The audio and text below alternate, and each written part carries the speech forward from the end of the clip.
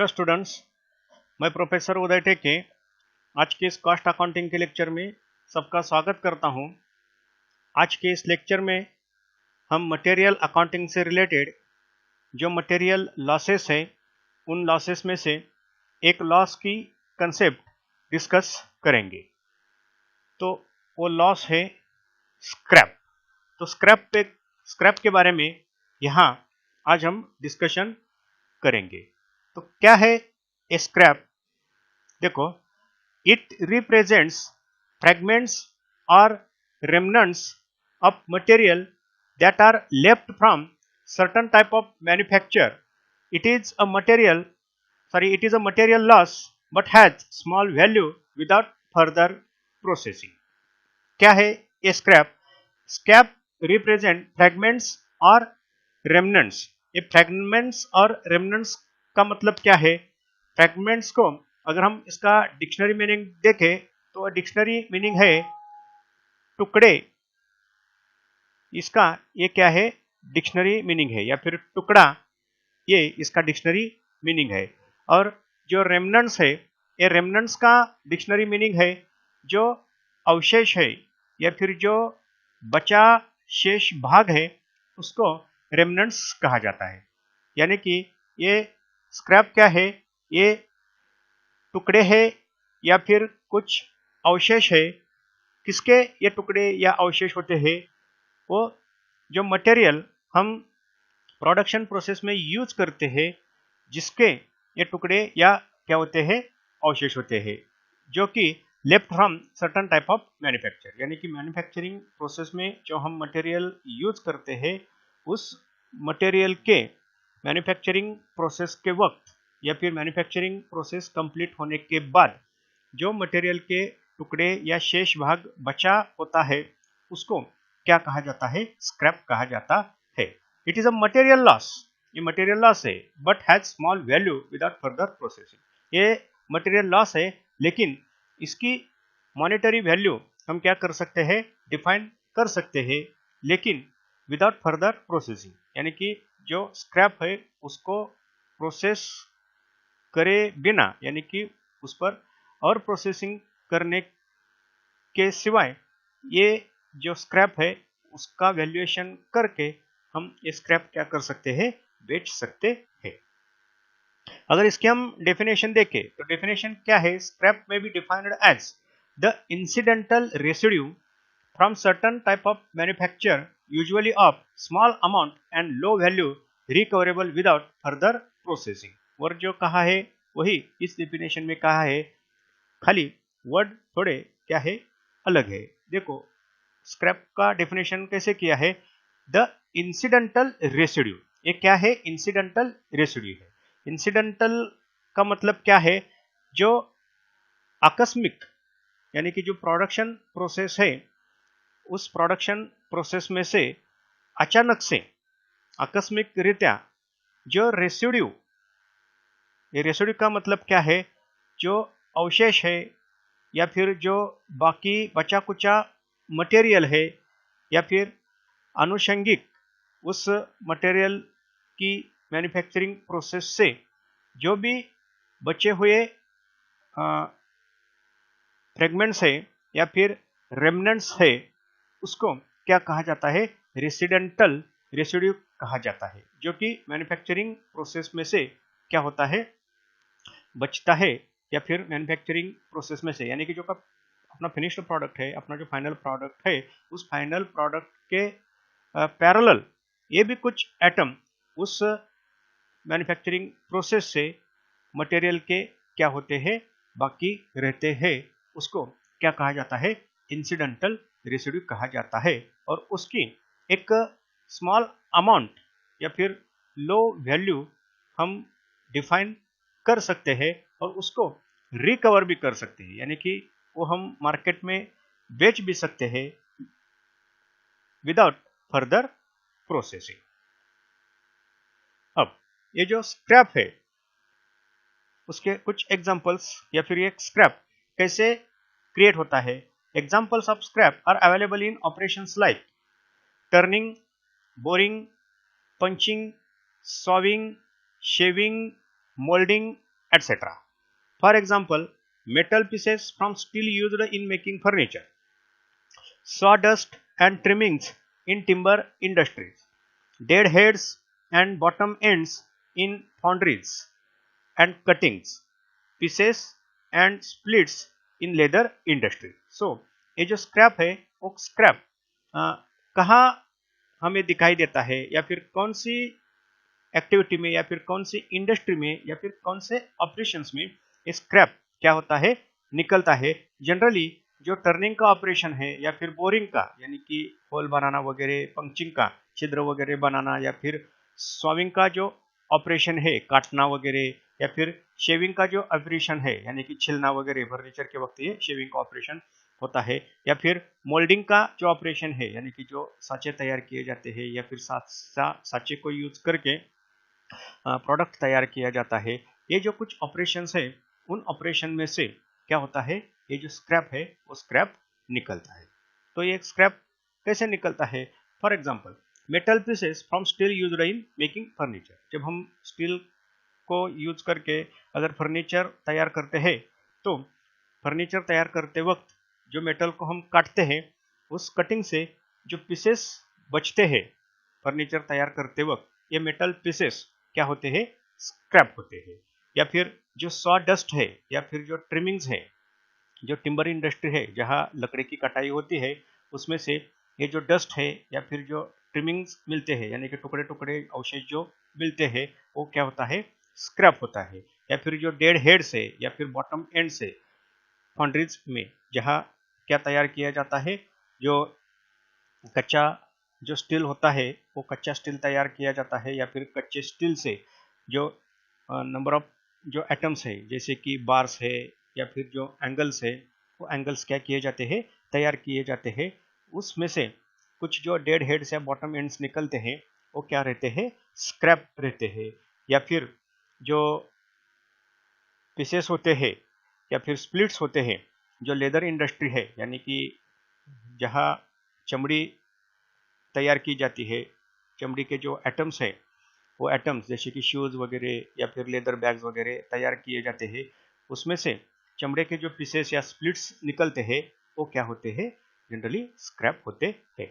यानी कि जो ऑपरेशंस है टर्निंग का, बोरिंग का, पंचिंग का, सॉविंग का, शेविंग का, मोल्डिंग का, उस ऑपरेशन से क्या मिलता है, स्क्रैप मिलता है. Then the difference between scrap and waste is that scrap is always available after the completion of particular production operation, while the waste may or may not be available in the residue form. Scrap is always visible where waste may be or may not be visible.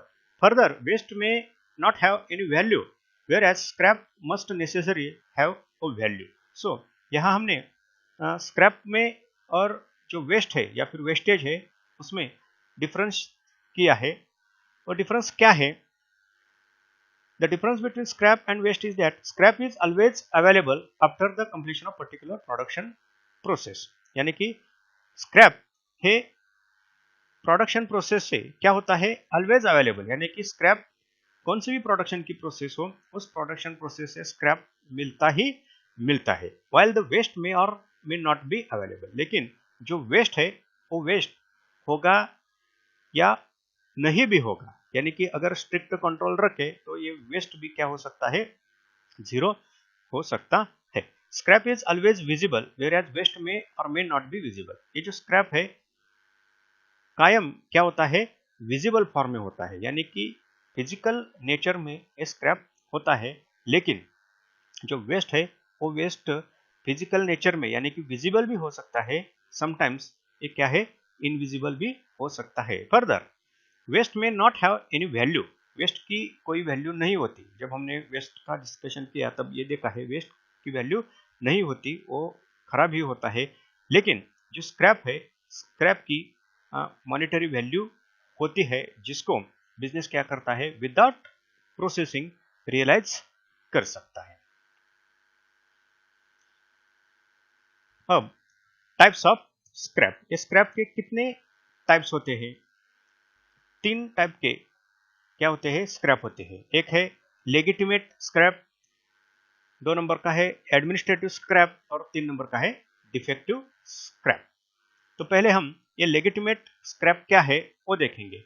Legitimate scrap arise due to the nature of operations like turning, boring, punching etc.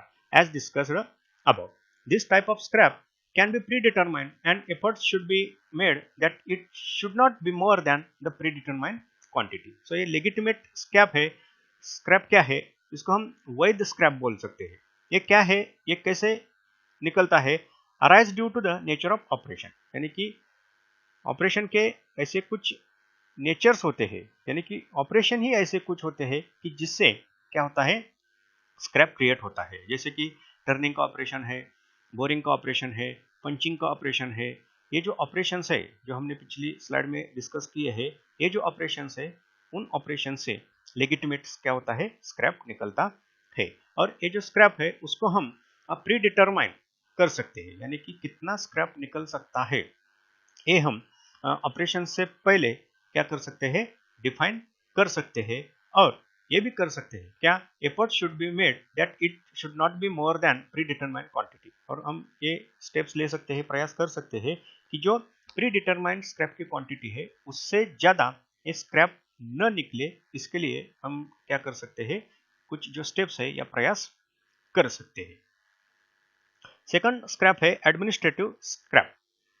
Administrative scrap arise due to administrative actions such as change in the method of production, change absolute design of product. तो ये जो administrative scrap है क्यों create होता है या फिर arise होता है, जो एडमिनिस्ट्रेटिव एक्शंस है जैसे कि change in method of production, production के अगर मेथड हम चेंज करते हैं, या फिर जो डिजाइंस है उसको हम चेंज करते हैं, या फिर डिजाइन को हम एब्सोल्यूट यानी कि वो हम डिजाइन कैंसिल करते हैं, तब सभी जो मटेरियल है जो हम प्रोडक्शन प्रोसेस में यूज करते हैं, कभी कभी वो सभी मटेरियल भी क्या हो सकता है, स्क्रैप में जा सकता है। मेथड अगर प्रोडक्शन की हम चेंज करते हैं तो जो स्क्रैप है वो स्क्रैप की जो क्वांटिटी है वो क्वांटिटी क्या हो सकती है, कम ज़्यादा हो सकती है। Then defective scrap.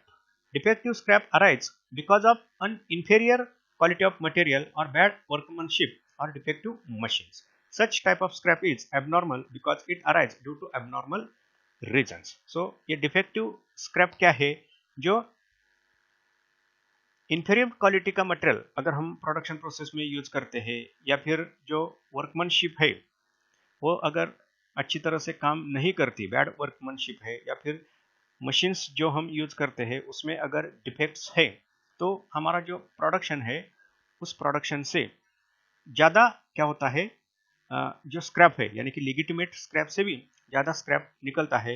या फिर जो हमारा प्रोडक्शन, फाइनल प्रोडक्शन जो मिलता है फिनिश्ड गुड्स, उसमें ज़्यादा क्या होते हैं, डिफेक्ट्स होते हैं। ये सभी क्या होते हैं, डिफेक्टिव स्क्रैप होते हैं। और generally such type of scrap is abnormal. ये सब जो स्क्रैप है वो क्या होते हैं, एबनॉर्मल होते हैं। और क्यों ये एबनॉर्मल होते हैं, because it arise due to abnormal reason. ऐसे कुछ रीजंस होते हैं कि जो एबनॉर्मली क्या होते हैं, बिजनेस में क्रिएट होते हैं, प्रोडक्शन प्रोसेस में वगैरह, जिससे ये स्क्रैप क्या होता है, तैयार होता है, जिस पर हम क्या कर सकते हैं, कंट्रोल कर सकते हैं। तो ये तीन टाइप के क्या है, स्क्रैप है, लेजिटिमेट है, एडमिनिस्ट्रेटिव स्क्रैप है और डिफेक्टिव स्क्रैप है। अब ये जो स्क्रैप है उसकी कॉस्ट अकाउंटिंग में ट्रीटमेंट कैसे दी जाती है। जो पहली मेथड है, number 1, if realizable value of normal scrap is insignificant, that is legitimate scrap and administrative scrap, it may be credited to profit and loss account like other income. This method of treatment of scrap is suitable when the scrap is of very little value and when the market for it is uncertain. This method is known as treatment by neglect. तो क्या है, अगर इस scrap की realisable value यानी कि हम ये स्क्रैप क्या कर सकते हैं, बेच सकते हैं। हमने पिछले 2 स्लाइड में देखा, अगर बेचने के बाद इसकी जो वैल्यू रियलाइज होती है यानी कि मिलती है, सेल्स प्रोसीड जो होता है स्क्रैप का, अगर वो इनसिग्निफिकेंट है, इनसिग्निफिकेंट का मतलब क्या है, अमाउंट अगर वो क्या है, छोटी है। जनरली जो लेजिटिमेट स्क्रैप होता है या फिर जो एडमिनिस्ट्रेटिव स्क्रैप होता है उसकी जो रियलाइजेबल वैल्यू है वो रियलाइजेबल वैल्यू क्या होती है, इनसिग्निफिकेंट होती है, ज़्यादा वो वैल्यू नहीं होती। इन दैट केस ये जो अमाउंट है वो क्या की जाती है, जो प्रॉफिट एंड लॉस अकाउंट है बिजनेस का, उसको हम वो क्या करते हैं, क्रेडिट करते हैं लाइक अदर इनकम। इसको क्या माना जाता है, अदर इनकम माना जाता है, और प्रॉफिट एंड लॉस अकाउंट को हम वो क्या करते हैं, जमा करते हैं। This method of treatment scrap is suitable when scrap is very of little value, यानी कि अगर कम है, स्क्रैप की मात्रा कम है, वैल्यू कम है, इन दैट केस ये मेथड क्या की जाती है, फॉलो की जाती है। और उस स्क्रैप को अगर मार्केट नहीं मिलता, मार्केट क्या होता है उसका अनसर्टन होता है, सभी स्क्रैप को मार्केट मिलता है ऐसा नहीं, इन सच केस क्या होती है, उसकी वैल्यू ऑटोमेटिकली क्या होती है, कम होती है, तो अदर इनकम मानकर उसको प्रॉफिट एंड लॉस अकाउंट को क्रेडिट किया जाता है। इस मेथड को क्या कहा जाता है, ट्रीटमेंट बाय निग्लेक्ट ऐसे भी कहा जाता है। सेकंड मेथड है, under the second method the net sale proceed of scrap obtained after deducting selling and distribution cost is deducted from material cost or factory overheads, thereby reducing the overall cost of materials and overheads. This method is most suitable where several production orders are undertaken simultaneously and scrap values are not worked out for each order. Again, this method is very suitable in exercising control over scrap arising in different process and job. तो ये जो second method है वो detailed method है। इसमें क्या किया जाता है, जो स्क्रैप प्रोसीड है यानी कि स्क्रैप बेचने के बाद जो भी रियलाइज्ड वैल्यू होती है, वो रियलाइज्ड वैल्यू क्या की जाती है, जो मटेरियल कॉस्ट है या फिर जो फैक्ट्री ओवरहेड्स है, उसको उस सेल प्रोसीड से क्या किया जाता है, कम किया जाता है। यानी कि मटेरियल और फैक्ट्री ओवरहेड में से ये जो रियलाइजेशन है स्क्रैप का, वो क्या किया जाता है, कम किया जाता है। This method is most suitable, ये मेथड कहाँ सुटेबल है, most suitable where several production orders are undertaken simultaneously, यानी कि जहां एक के बाद एक जो प्रोडक्शन की ऑर्डर्स है, वो ऑर्डर्स क्या होती है, तैयार की जाती है, वहां ये मेथड क्या की जाती है, फॉलो की जाती है। क्यों की जाती है, scrap value are not worked out for each order, यानी कि हर एक ऑर्डर की, हर एक मैन्युफैक्चरिंग प्रोसेस की कितनी स्क्रैप की वैल्यू है, कितना स्क्रैप उस ऑर्डर में से या फिर उस प्रोसेस में से निकला, ये हम ठीक से डिफाइन नहीं कर सकते। उस वक्त डायरेक्टली ये जो मटेरियल कॉस्ट है या फिर फैक्ट्री ओवरहेड में से ये क्या किए जाते हैं, कम किए जाते हैं। Again this method is very suitable in exercising control over scrap arising in different process and job. तो ये मेथड अगेन और कहा हम क्या कर सकते हैं, फॉलो कर सकते हैं कि जहां नंबर ऑफ प्रोसेसेस फॉलो की जाती है या फिर नंबर ऑफ जॉब तैयार किए जाते हैं, उस वक्त जो स्क्रैप उस इंडस्ट्री में क्या किए जाती है, ये स्क्रैप की रियलाइजेशन की ये जो ट्रीटमेंट है, वो ट्रीटमेंट दी जाती है। सिंपल है, सेकंड मेथड में क्या किया जाता है, जो सेल्स प्रोसीड है स्क्रैप का, वो सेल प्रोसीड्स क्या किया जाता है, मटेरियल की जो कॉस्ट है या फिर फैक्ट्री ओवरहेड की जो कॉस्ट है, वो कॉस्ट डिडक्ट करने के लिए, यानी कि एक कॉस्ट उस प्रोसीड से क्या की जाती है, कम की जाती है। और थर्ड ट्रीटमेंट है स्क्रैप की, under the third method which is an improvement over the first two methods, the scrap values realized are credited to each job, process or operation. This is a detailed method and immensely helpful in identifying scrap value in case of every job, process or operation. So ये जो third method है, ये जो ऊपर की दो methods है, इन method का ये क्या है, एक इम्प्रूव्ड वर्जन है। इसमें क्या किया जाता है, जो स्क्रैप वैल्यू है जो रियलाइज होती है, वो क्रेडिट की जाती है। कहाँ क्रेडिट की जाती है, जो पर्टिकुलर जॉब है, ईच जॉब, या फिर जो पर्टिकुलर प्रोसेस है, ईच प्रोसेस, और जो पर्टिकुलर ऑपरेशन है, जिस ऑपरेशन से, जिस प्रोसेस से या फिर जिस जॉब से ये स्क्रैप क्रिएट हुआ है, उसी जॉब की कॉस्ट कम करने के लिए ये जो स्क्रैप का रियलाइजेशन है, उस स्क्रैप का रियलाइजेशन यूज किया जाता है, यानी कि उस कॉस्ट को कम करने के लिए वो क्रेडिट किया जाता है। This is a detailed method and immensely helpful in identifying scrap value in case of every job. So ये डिटेल्ड मेथड है जिसमें क्या किया जाता है, हर एक जॉब की जो स्क्रैप वैल्यू है, हर एक प्रोसेस की जो स्क्रैप वैल्यू है, या फिर हर एक ऑपरेशंस की जो स्क्रैप वैल्यू है, वो स्क्रैप वैल्यू आइडेंटिफाई करने के लिए ये मेथड क्या की जाती है, फॉलो की जाती है। Thank you.